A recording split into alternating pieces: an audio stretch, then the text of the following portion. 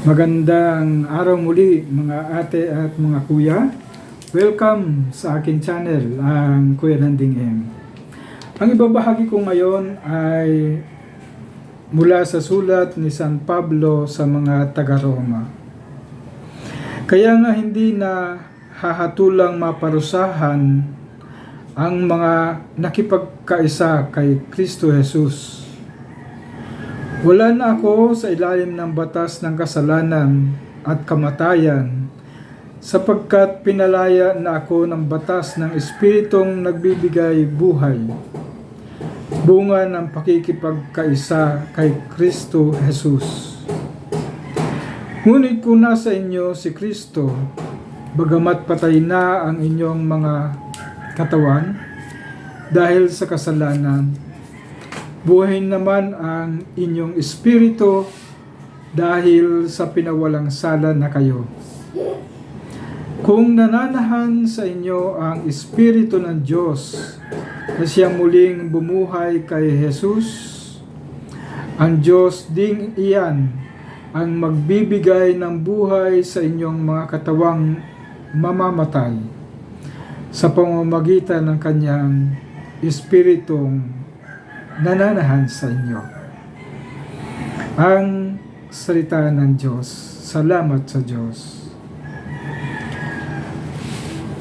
Biglang na bigyang pansin ko ang kahalagahan ng pagbibigay buhay. Kailan ba tayo huling nagkaroon ng pagbibigay buhay sa ating relasyon?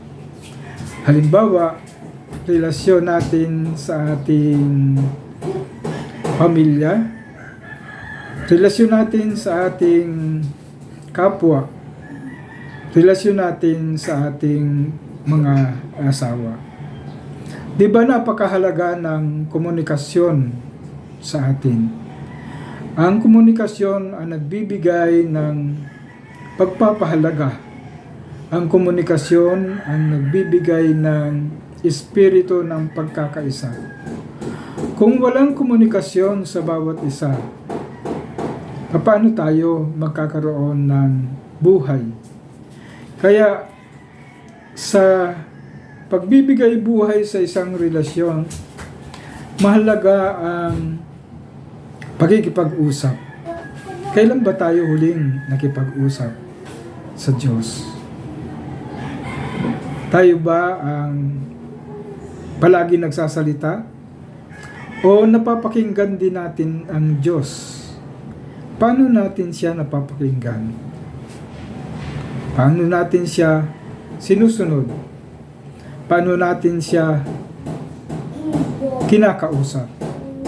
Itong mga bagay na ito ang nagbibigay buhay sa ating ugnayan sa Diyos. Kaya napakaganda ng pagbasang ito na ang pagbibigay buhay ay pinapahalagahan at ang pagbibigay buhay ng isang relasyon ay sa pamamagitan ng pakikipag-usap sa Diyos. So ito po muna ang aking ibabahagi at sana patuloy tayong makipag-usap, magkaroon ng ugnayan at makinig sa Kanya. Ito po muli si Kuya Landing, nagpapasalamat at God bless po sa atin lahat.